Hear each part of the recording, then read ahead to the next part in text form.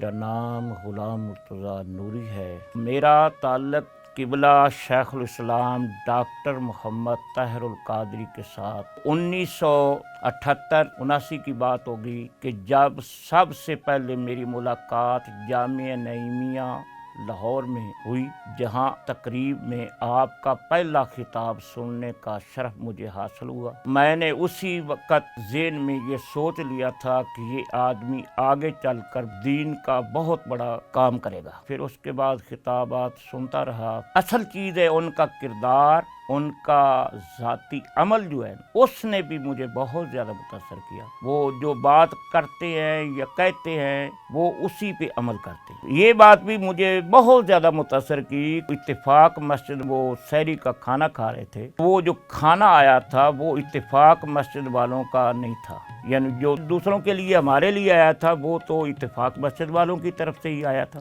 مگر آپ نے جو کھانا کھایا وہ گھر سے آیا تھا۔